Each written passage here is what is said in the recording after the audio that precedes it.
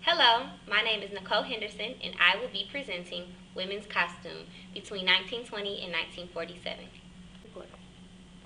The styles of the 1920s reflect the introduction of a new silhouette, straight with a dropped waistline. Garments. Undergarments came in a wide variety of styles. Brasiers, which first had to flatten the bosom, later, toward the end of the decade, uplifted the bosom in order to provide the current fashionable shape. Drawers or knickers became panties in the 1920s. These were short, buttoned, or elasticized at the waistline, and often very decorative. An evolution of the combination was a garment alternately known as cami knickers, step-ins, or teddies, a combination of the camisole and panties. A straight-cut chemise or petticoat was renamed the slip and was comparable to the garment called by that name today. Larger women wore corsets. They were boned or made with elastic panels or both. Garters, suspended from the corset, held up the stocking. Women who did not wear corsets wore garter belts or garters to hold up their stockings. At the beginning of the period, skirts were long and reached almost to the floor between 1922 and 1923, and gradually moving back up between 1924 and after. For daytime, one-piece styles predominated. Necklines usually ended at the base of the throat or lower, with round, V-shaped, bateau, or cowl styles. Round, high, and V necklines often were finished with collars or bias ruffles. When dresses had sleeves, they were often long. Many dresses were, however, sleeveless. Most bodices were plain and cut straight to the hip. Some had embroidered decorations or pleating. Skirts had pleats and gathers placed off center, scalloped hems, gotted insets, and paneled effects that achieved handkerchief skirt styles. Separate blouses and sweaters were popular. Most were elongated, low-hipped and straight, and worn over, not tucked into, the skirt. Many blouses were fashionable. Tailored suits had matching jackets and skirts, with jackets ending at the hip or below. The Chanel suit, a cardigan-style jacket and skirt made of the wool jersey, was very popular. When suits were belted, the belt was placed below normal waistline placement. Some opened at the center front and closed on the left. Long lapels that rolled to a low closing were fashionable. Ensembles were matching dresses and coats or skirts over blouses and coats.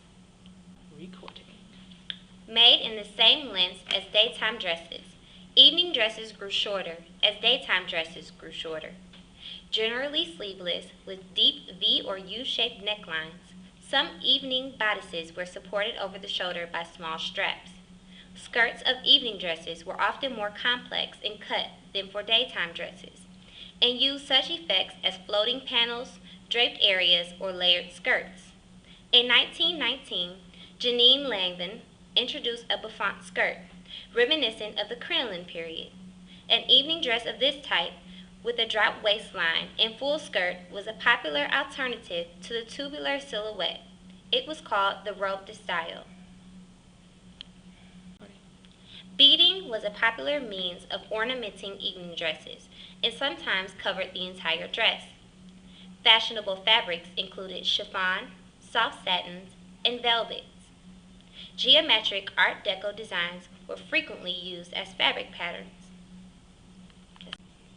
Next, I will be presenting women's outdoor garments, sleepwear, hair and headdresses, and footwear. Outdoor garments. The most characteristic coats closed over the left hip, often with one large decorative button or several small ones. Some coats, known as clutch coats, had to be held shut as they had no fastenings at all. Fur and fur-trimmed capes and wraps were popular among the more well-to-do. Sweaters, long and belted low, were popular as sportswear. Sleepwear. Night clothing consisted of either nightgowns or pajamas, both of which had long, straight lines. Hair and headdresses. Women's hairstyles of the 1920s were one of the more revolutionary developments in fashion. To have one's hair bobbed was to have it cut. The shingle was an exceptionally short cut in which the back hair was cut and tapered like that of a man. Although the most fashionable cut was short with the hair tapering off to the nape of the neck, many variations were seen.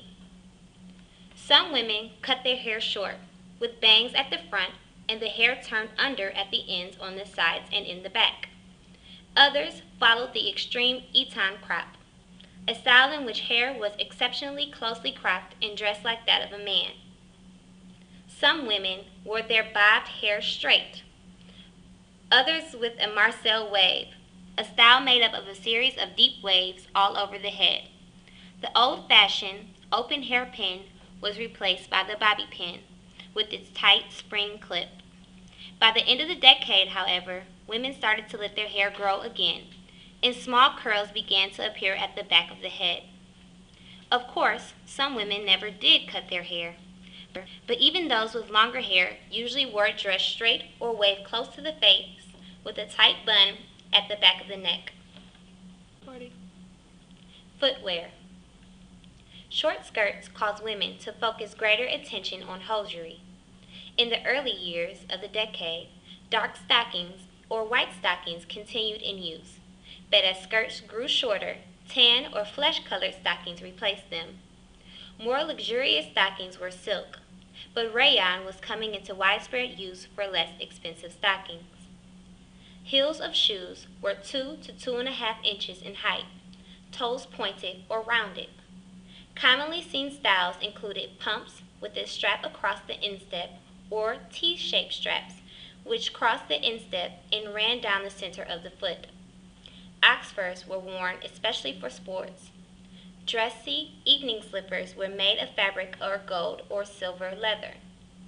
Women wore Russian-style, wide-topped boots. The wartime period, with its restrictions, essentially froze styles of the late 30s and 1940 through 41s. By the beginning of the war, skirts had become shorter, ending just below the knee, and had grown fuller.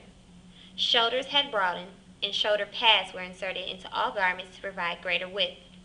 Bias cut was rarely used. Necklines for daytime were generally high. In the first half of the decade, cowl necklines, cape collars, and soft finishes such as bows and jabots predominated. Later, V necklines and collared dresses were more important. Yoke constructions were common. Sleeve styles included those that were long and full and gathered to a wristband at the end. Other styles were short, many with a cape-like construction. Full sleeves were cut in a raglan style, or a magyar, or bat-wing sleeves. At the end of the decade, short, puff sleeves came back into fashion. Most skirts were cut with several gores. Some had bias-cut pieces set into a yoke that covered the hip to create a skirt that was narrow but flaring. Suits remained a basic item of women's wardrobes.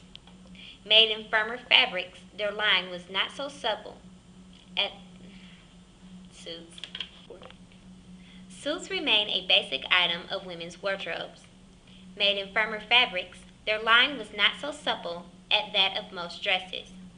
Some styles were clearly modeled after men's suits, except for some square, boxy jackets of the early 30s. Suits curved to fit in closely at the waist. Styles were both single and double-breasted. Some were even belted.